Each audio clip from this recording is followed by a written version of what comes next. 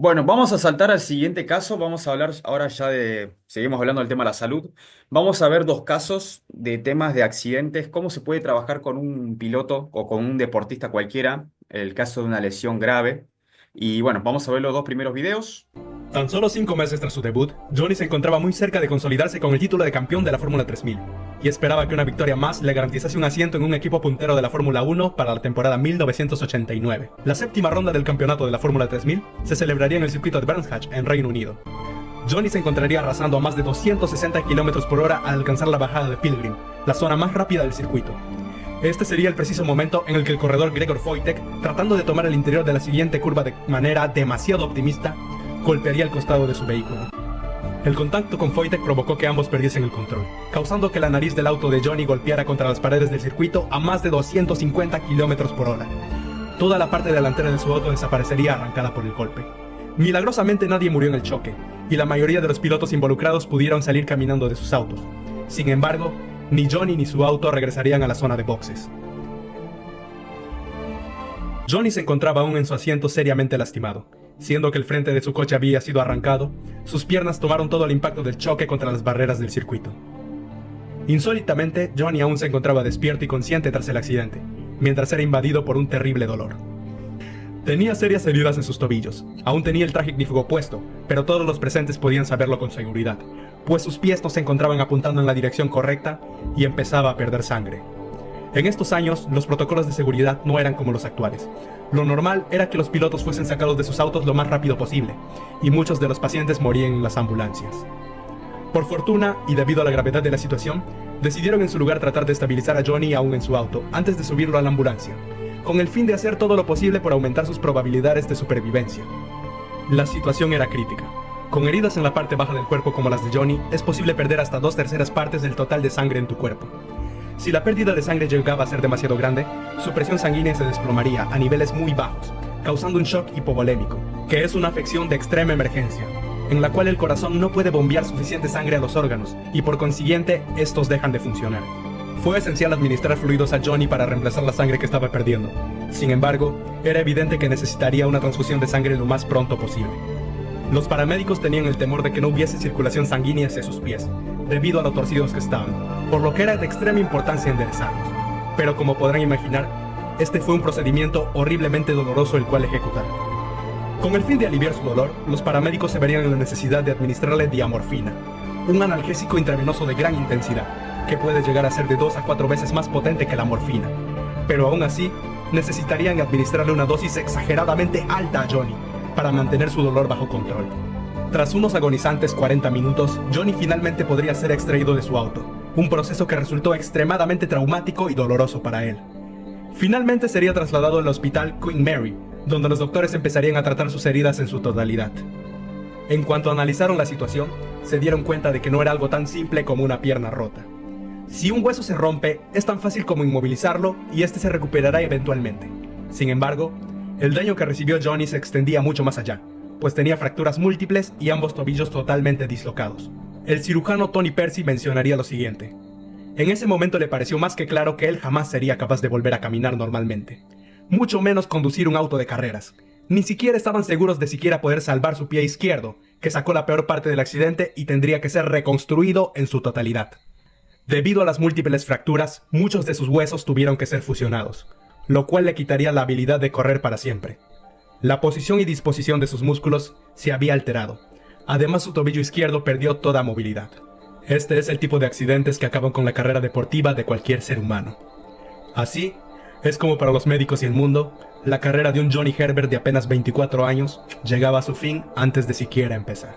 Peter Collins, jefe del equipo Benetton de Fórmula 1, quien siempre estuvo detrás, apoyando la carrera de Johnny a lo largo de los años. Y él aún creía ciegamente en el enorme potencial de su joven talento. A la vez, mientras se encontraba internado en el hospital recuperándose de sus heridas, Johnny jamás dudó que volvería a las carreras. Según sus propias palabras, todo en él aún se encontraba junto. Y si todo estaba junto, entonces podría esforzarse tanto como fuese posible para aún realizar el sueño que tanto quiso. Ante estas valientes declaraciones y en contra de todo sentido común, Johnny y Peter Collins acordarían una fecha objetivo para que Johnny tomase un test con el equipo Benetton de Fórmula 1 en diciembre del mismo año. apenas 4 meses tras el horrible accidente que casi le arranca la vida. Esto a hoy en día puede parecer una locura, pero el mundo de las carreras no espera a nadie. Y si Johnny no era capaz de recuperarse rápidamente y estar activo lo más pronto posible, las esperanzas de un regreso a las carreras desaparecerían para siempre. Había muchos otros corredores disponibles tan habilidosos como Johnny, pero Peter Collins decidiría tomar un riesgo y apostar por su estrella. Sin embargo, el pronóstico era sombrío. Las lesiones de Johnny iban más allá de lo irreparable, e incluso si hubiese la más mínima esperanza de recuperación, era evidente que por el ritmo natural de curación del cuerpo humano, Johnny jamás estaría listo a tiempo para los tests con el equipo Benetton. Ante este pronóstico, tan solo 6 semanas después del accidente, Peter Collins convencería a Johnny de visitar Austria para recibir un tratamiento alternativo especial. El fisioterapista del deporte, Tony Mathis, estaría a cargo de su recuperación. Una vez analizadas las lesiones de Johnny, resultó evidente que necesitarían iniciar con un tratamiento activo, bastante distante al de un hospital habitual. El objetivo sería restaurar la movilidad de las piernas de Johnny. Estaba más que claro que jamás podrían curar su tobillo izquierdo al 100%, pero era suficiente con que consiguieran al menos un 50% de su movilidad, para que Johnny pudiese trabajar con el embrague. Cuando pudieran restaurar ese 50%, sería suficiente para la Fórmula 1. El tratamiento consistiría en obligar a Johnny a volver a usar sus piernas cada vez más de manera progresiva. Pero para que Johnny fuese capaz de ejecutar los ejercicios del tratamiento, sería necesario retirar el yeso que inmovilizaba sus piernas. Era de gran preocupación el hecho de que se tomara la decisión de retirar el yeso demasiado pronto. Si algo llegase a salir mal, el suministro de sangre a sus huesos podría haberse interrumpido, y sus fracturas jamás sanarían. Sin embargo, decidirían seguir con el tratamiento. Una decisión desesperada, si me permiten opinar. A día de hoy, no me imagino a ningún deportista atreviéndose a hacer algo similar, y mucho menos a un doctor permitiendo tal atrocidad. Eran otros tiempos. Su recuperación sería un proceso lento, largo y doloroso. A lo largo de este eterno suplicio perdió mucho de la vida propia de un joven de su edad. Sin embargo, para diciembre del mismo año, no quedó mucho de lo que alguna vez fue el viejo Johnny, y para ese entonces, él se había convertido en un hombre. Y por supuesto, el objetivo siempre fue que Johnny pudiese volver a conducir lo más pronto posible. Pero para ello, no solo debía encontrarse bien físicamente, también lo debía estar mentalmente. Para que un piloto de carrera sea capaz de ir al límite y exprimir todo el rendimiento posible de su máquina, es necesario que tenga total confianza en sí mismo. Así que debían asegurarse de que Johnny aún conservara esa confianza tras su accidente. Por lo tanto, Peter Collins organizó una pequeña sección de prácticas para Johnny en el circuito de karting de Buckmore Park. No sería lo mismo que subirse a un auto de gran premio, pero sería un gran paso en su odisea por volver a las carreras. Llegado el día acordado, Johnny entraría al circuito caminando con ayuda de muletas, tan solo 3 meses tras su accidente y solo algunas semanas tras deshacerse de su silla de ruedas. Johnny era la prueba viviente de que las desgracias jamás podrían vencer a un buen hombre con un sueño. Tras sentarse en el kart y salir a pista, aceleraría y daría 3 vueltas de campana en una línea recta, obviamente a propósito. Un riesgo innecesario, pero muy propio de Johnny. Durante el desarrollo de la sesión, Johnny tuvo algunos inconvenientes. Sus tobillos aún estaban sensibles, lo cual hizo difícil para él conducir un vehículo sin suspensión como es un kart. Pero con el pasar de las vueltas eventualmente demostró que aún conservaba sus habilidades, mejorando sus tiempos vuelta tras vuelta. Al parecer, el tortuoso tratamiento dirigido por Tom Mathis había dado sus frutos. Finalmente diciembre llegó, el gran día. Las pruebas con el equipo Benetton de Fórmula 1 se celebrarían en el circuito de Silverstone. Allí estaba frente a él, el Benetton B188. Una auténtica máquina de gran premio de más de 600 caballos de fuerza, 500 kilos y cambio manual de 6 velocidades, capaz de alcanzar más de 300 kilómetros por hora. Aquel día los presentes contemplarían un espectáculo inverosímil. Un pequeño hombre de 1,67 dejaría sus muletas y saldría a pista al volante de un auténtico Fórmula 1. Desafortunadamente, tras ponerse el casco y dar un par de vueltas al circuito, Johnny volvería a los pits declarando una increíble incomodidad. La sola acción de presionar los pedales del Fórmula 1 exigían a Johnny un esfuerzo tal que sus pies no podían tolerar, y tras solo un par de vueltas apenas podía soportar el dolor. En ese momento, la cara del hasta ahora bondadoso Peter Collins se convertiría en una hoja en blanco. Este le diría a Johnny, ¿crees que no puedes hacerlo? Y este le respondería, lo intentaré, de nuevo, pero no creo poder hacerlo. Entonces Johnny volvería a pista e inmediatamente daría una vuelta 3 segundos más rápida que todas las anteriormente registradas. Dentro de su casco y sin poder contener su emoción, Johnny estallaría en carcajadas. Tras superar su infierno en la tierra, Johnny había demostrado una increíble velocidad. Sin embargo, aún existían muchas dudas acerca de su condición. Existe una gran diferencia entre marcar una vuelta rápida y el correr la totalidad de un gran premio de Fórmula 1. Este era un tema de gran preocupación para el equipo, pues no estaban completamente seguros si Johnny estaría físicamente preparado para ello. El principal defensor de este pensamiento sería Flavio Briatore, quien no estaba convencido de que Herbert fuera apto para el trabajo. Johnny tenía que demostrarle al equipo que tenía la capacidad, por lo cual de repente, durante una prueba de temporada que no estaba en el programa, le pidieron que hiciera una distancia de carrera. Sería en Brasil precisamente donde harían la prueba. Tras apenas haber dado una vuelta al circuito, se daría cuenta de que todos habían desaparecido del área de boxes, y es que todos habían apostado de que apenas aguantaría unas 10 vueltas. 1 hora y media después, se quedaría sin combustible en pista. Cumplió absolutamente con el programa y les demostró a todos que era capaz de hacerlo. Le cerró la boca a Flavio Briatore, demostrando que podía manejar una distancia de carrera y este ya no podría vengarse de él. Herbert comentaría que anterior a ese resultado, las expectativas puestas en él estaban tan bajas que Emanuel Pirro estaba esperando en el aeropuerto de Roma, listo para que lo embarcasen por si acaso. Pero luego de que este superase a su compañero Alessandro Nannini en la clasificación, le permitirían participar en la carrera. Sin embargo, él aún no se encontraba normal. No podía caminar, y tenía una pequeña bicicleta roja con la cual solía pasear por el paddock. Herbert se clasificaría en 10ª posición a 2.3 segundos del McLaren de Ayrton Senna, que le permitiría ganar la pole, pero un cuarto de segundo por delante de su compañero de equipo Alessandro Nannini. Tras el pasar de las vueltas se daría cuenta de que realmente no podría frenar con mucha fuerza, ni siquiera con el pie derecho. Además, tuvo que adaptarse rápidamente al trazado de Río y a su particular bache en la curva 8. Su pie izquierdo aún se encontraba sensible, y el tobillo en sí era del tamaño de un melón. Cuando pasaba por el bache, la parte lateral de su tobillo golpeaba contra el monocasco del monoplaza, lo cual le causaba un increíble dolor. Eventualmente caería en cuenta que su mejor oportunidad sería dejar su pierna flotando dentro del cockpit. Nigel Mansell ganaría la carrera seguido de cerca de Alain Prost. Herbert terminó cuarto a solo 1.1 segundos de Guttmann y a solo 10.4 segundos del ganador Nigel Mansell. En la carrera en sí su consistencia fue muy buena y todo salió muy bien. Nadie esperaba que terminase la carrera, con 8 segundos de ventaja sobre su compañero de equipo Alessandro Nannini, que quedaría en sexto lugar. Uno de los mejores debuts en toda la historia de la Fórmula 1. Bueno, y vamos a pasar al último video, y que es hablando solamente, precisamente un caso similar, pero fue con el caso de Norberto Fontana. En el año 95 él estuvo a punto de, en ese momento se encontraba de piloto tester de Sauber, estuvo entre los años 94 y 97.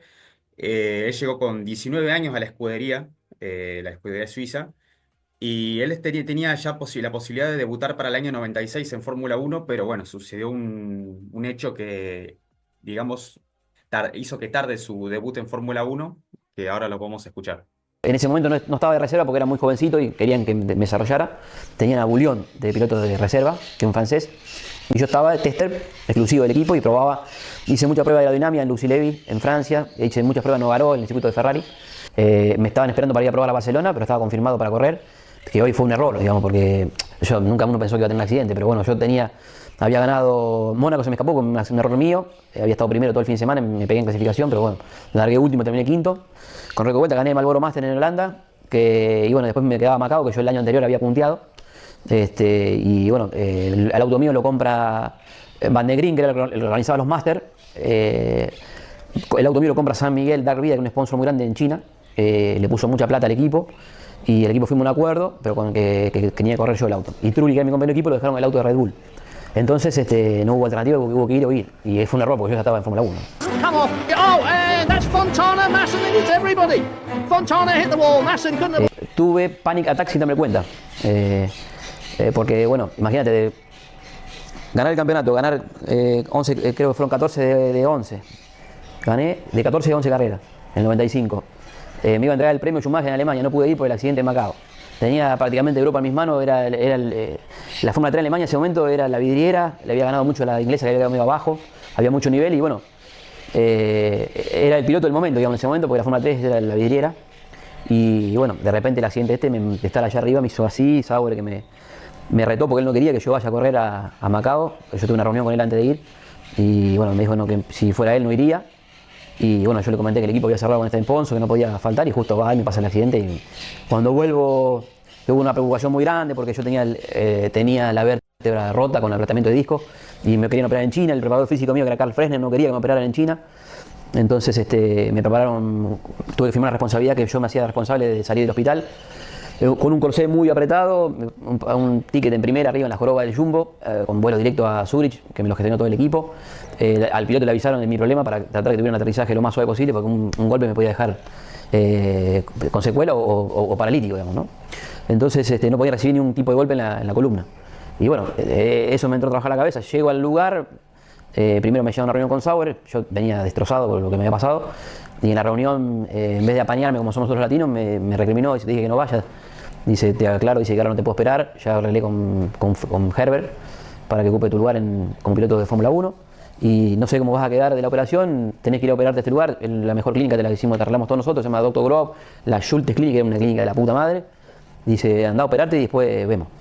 No sabía cómo salir de ahí, o sea, se me cayó todo. Al otro día voy a la clínica, me siento con el médico y me dice, mira, si no te operás, mi consejo es que no corras más porque eso puede soldar bien, pero si no reforzamos bien, limpiamos bien y ponemos una placa como corresponde y todo, va a poder hacer vida normal y correr. Pero este reporte de un reporte de riesgo, te aconsejo que te operes. Bueno, no hay problema. Entonces me dice, acá acostumbramos a mostrarle al paciente todo lo que va a hacer y no mentirle nada. Entonces me mostró cómo me iban a entubar, cómo iba a hacer la operación, todo en una pantalla, nada. Yo lo único que tuve en mi vida fue, gracias a Dios, no toco madera, fiebre o una gripe. A pasar a semejante operación, claro, me entré a dar, tenía miedo, la verdad, o sea, no había enfrentado nunca una cosa así, y bueno, recuerdo que la noche anterior a la operación, citan a todos los que van a ser operados el día siguiente a un subsuelo, ya con el pijama de la clínica y todo, y había de todas partes de Europa gente, y había unos italianos que estaban ahí conmigo, y dice, bueno, el último es el que más complicado está, y el último que entré fui yo. Me vienen a buscar a las 5 de la mañana, me acuerdo, te hacen enjabonar todo con un jabón desinfectante y todo, y bueno, me llevan a la operación, no sabes, fue lo peor que me pasó en mi vida. Despedirme de la familia, porque no sabía, viste, uno piensa de todo. Y bueno, ahí estaba mi viejo y mi vieja, lo veía que estaban todos medio llorisqueando y yo, tranquilo, va a salir todo bien, pero por dentro yo estaba hecho mierda, la verdad, estaba hecho pelota, por toda la situación. Y bueno, me llevaron. Me acuerdo que Rafael Calafel fue a la cena que justo esa noche a recibir el premio y un trofeo todo bañado en oro que me lo entregó Michael Schumacher, yo no pude ir, y bueno, todos me mandaron salud y sabían de lo que estaba pasando. Y bueno, después de la operación salí, pero me metieron, estaba en terapia, estuve un tiempo en terapia intensiva y venía la enfermera y me decía Schmerzen, que es dolor en alemán. Y yo le decía Nick Schmerzen, no dolor, para que no me metieran tanto medicamento, porque me la bancaba, pero igual estaba todo canalizado y me metía algo que me acuerdo que me iba por todo el cuerpo, un frío. Y bueno, salí de ahí, me quería ir a la habitación. Y cuando salgo de ahí, cuando estaba en la habitación, venía gente y no podía estar. No. Claro, ahí después me di cuenta con el tiempo que entre la locura de haber perdido ya Fórmula 1, psicológicamente más los medicamentos, me empezó a agarrar. Por ahí veía gente y se me bajaba la presión. Y bueno, me agarró un panic attack, que después lo padecía acá en Arrecife, cuando me volví para acá. Y me lo saqué entrenando. Después apareció, nunca se sabía en ese momento qué era. Entrenando y corriendo y todo, me lo saqué. Yo a veces dormía la noche y era tanto el grado de locura que me había agarrado por lo que me había pasado que me levantaba todo transpirado. Y bueno, me agarraba y como tenía el corsé y todo, tenía la bicicleta fija y por ahí hacía hora y media o lo que aguantaba y me sentía mejor cuando liberaba de endorfina. En Arrecife habíamos alquilado una quinta para estar tranquilo y yo entrenaba.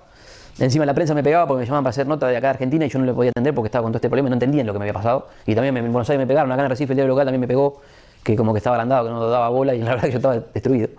Y en ese momento nadie tuvo conocimiento de lo que fue, digamos, ¿no?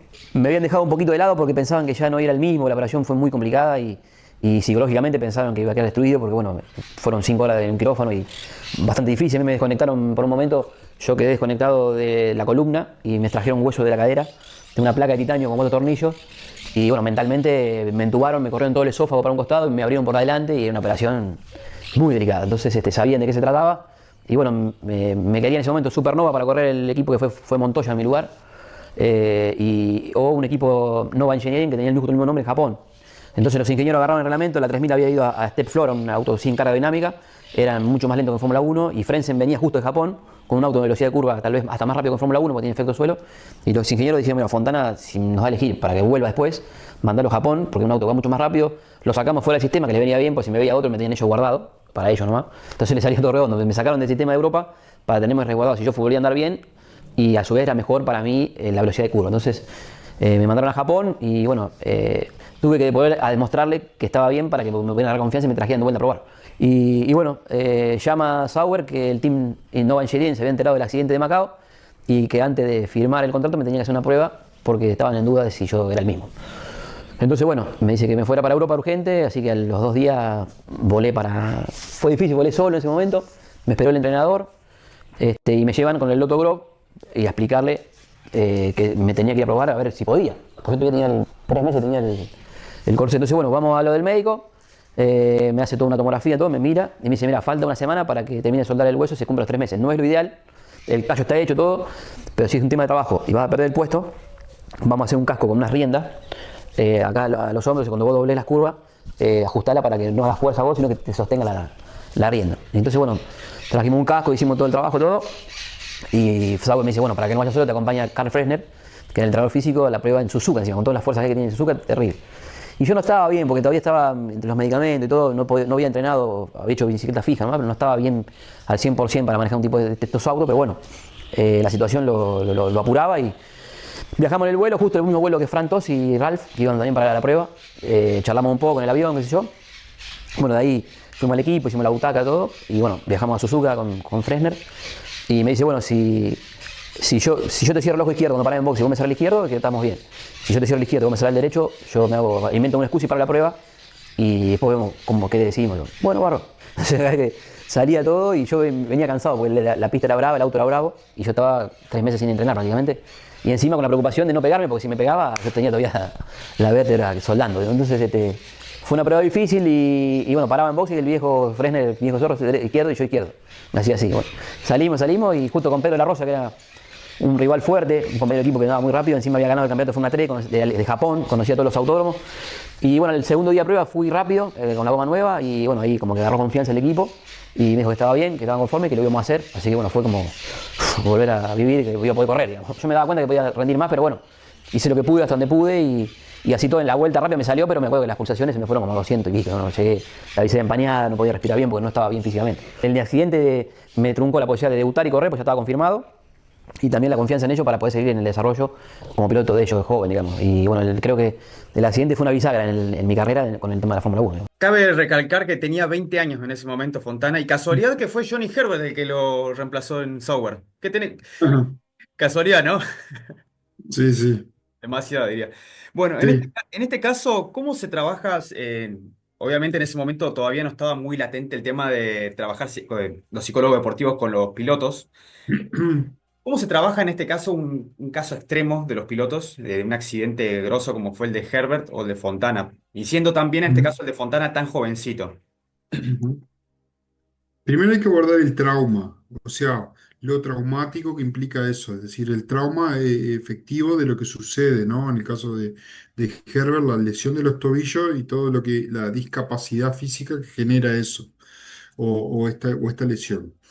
Entonces, primero elaborar el trauma, porque lo primero que viene es todo, obviamente, la fantasía de y la preocupación de no poder seguir haciendo lo que venías haciendo, ¿no? Y ahí hay que ver, porque también, digamos, aparece como proceso psicológico que puede ser una... Generalmente la desmentida aparece rápido, ¿no? La desmentida de que es esto de, no, yo voy a volver más fuerte que nunca, rápido, vamos, ¿no? A ponernos, y prácticamente quieren como que al otro día del accidente lo operaron y al tercer día quieren salir a hacer, piensan que ya va a estar el proceso de recuperación muy rápido.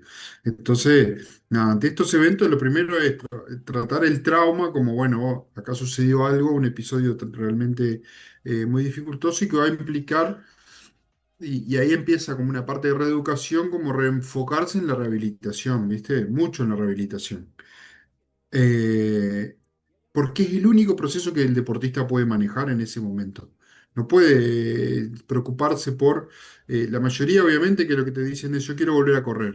Yo quiero, pero ahora no lo puedes hacer. O sea, el fin de semana que viene no vas a poder hacer eso. Lo que hay que hacer es enfocarse en el proceso de rehabilitación y lo que implica, ¿no? Ahí cuando estaba pasando el video de Herbert, a mí me hacía acordar a Kevin Benavides, también en Argentina, donde le pasó 2 o 3 veces previo 3 veces le pasó. En 3 años consecutivos, previo al Dakar, tener una lesión grave, ¿no? 2 fracturas, y la última un golpe bastante importante a nivel del brazo y la cabeza. Entonces, digamos, hay que elaborar un poco la situación traumática y después el plan de trabajo en la rehabilitación y lo que va a llevar. Después se desprenden componentes que son como propios, ¿no? Es decir, en lo de Herbert, es decir, esa determinación de poder llegar sí o sí a los plazos, implica eso, con un contexto que ayudó mucho, ¿no? Porque lo que le sucedió a ese piloto ahí, por ejemplo, es que toman una decisión de ir a trabajar con un fisioterapeuta que orienta y a partir de la terapia física, que es un método eso, que es más activo, ¿no? De una terapia física, logran elaborar un proceso de rehabilitación mucho más rápido y mucho más sólido y consistente en eso, ¿no? Pero bueno, después le tocó subirse a un karting y empezar a retomar la confianza para volver a manejar en ese sentido. Y eso es otra dimensión que se tratará en eso. Pero yo digo, básicamente lo que se trabaja, o en mi caso lo que he trabajado, y me ha pasado en alguna oportunidad, trabajar con algún piloto que ha tenido un evento traumático, así, una situación de salud bastante complicada. Es decir, como, bueno, ¿qué es lo que nos podemos ocupar ahora? ¿No? Elaboremos, listo. Tú el fin de semana que viene no vas a correr, la próxima fecha tampoco, y quizás por 4 o 5 meses no te toque correr. ¿Qué es lo que toque hacer? Entonces, bueno, trabajar en la misma determinación, pero apuntado a metas mucho más cortas que implica la rehabilitación. Es muy bueno si se puede trabajar con el equipo interdisciplinario, o sea, con el fisioterapeuta que esté trabajando, con el médico que lo haya atendido. Ahí tener como una cosa interconectada es muy importante. Y bueno, y después eso, es decir, obviamente en los dos casos hay una capacidad y en automovilismo yo creo que se da porque, digamos, el punto de partida es que es un deporte de riesgo, de alto riesgo. Entonces el que ya sabe que corre riesgo y que está poniendo en cada vuelta en riesgo su vida. ¿Se entiende? Entonces, yo digo, esa escena cuando se vuelve a subir, o Herbert se vuelve a subir a un carro, a un Fórmula, para volver a hacer el desempeño, y bueno, el proceso, digamos, no cambia porque es el mismo, es decir, ya vivió un accidente tan grande, pero que eso que generalmente, obviamente, se hace una negación de que puede pasar, pero todos saben que pueden sufrir en algún momento un incidente de este tipo y que están poniendo en riesgo su vida. Tengo una Es pregunta. decir, sí, En este caso, digamos que hubo bastante suerte tanto de Herbert como de Fontana en poder correr y sí. correr de titular. En el caso de Herbert ganó 4 carreras después y Fontana llegó a correr 4 carreras también en Fórmula 1. ¿Qué Sí. hubiera pasado en cualquiera de los dos casos si más que Herbert lo mandaron a hacer esa terapia alternativa y hubiera quedado parapléjico, en vez de sanarlo, por sacarle el yeso tan rápido, no se lo hubiera curado nunca? Ujú, O en el caso de Fontana, ujú. un golpecito lo deja parapléjico, ¿qué hubiera pasado en ese caso? ¿Cómo en la cabeza del piloto? ¿Cómo se puede trabajar eso? Y hay que reelaborar y trabajar el nuevo proyecto de vida en torno a eso. Cuando hay una afección, pues ya ha pasado también miles de situaciones donde siguen el otro consejo, porque en realidad acá no hicieron nada ilegal.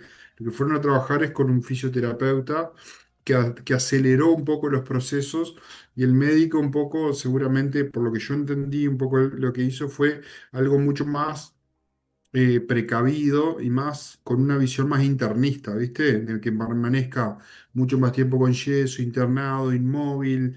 Esos son también como visiones muy de lo médico, ¿viste? Que es así. A veces los médicos piensan que con la quietud prolongada logra que las cosas estén mejor y muchos fisioterapeutas te van a decir que cuanto antes empieces a hacer ejercicio y terapia física, mejor. Es Claro. decir, va para ese lado. Pero quiero decir, cuando hay un trauma tan grande que implica el abandono del deporte o el de la actividad deportiva en eso, bueno, ahí sí implica como trabajar profundamente el trauma de lo que no se puede hacer más y empezar a reelaborar el proyecto de vida. Bueno, ¿cuál es tu nuevo proyecto de vida? Y que quizás sea adjunto al deporte, sí, pero no desde el lado de ser piloto, ¿no? Que lo mismo puede ser sin lesión, es decir, trabajar con alguien que pueda seguir y continuar su proyecto de vida no siendo piloto, por ejemplo, estando vinculado al automovilismo desde muchos escenarios que puedan ser, ¿no? En eso, porque, bueno, pues no se llegó, porque, qué sé yo, en ese sentido. Pero bueno, sí, va por ese lado, digamos. Sí, básicamente es eso.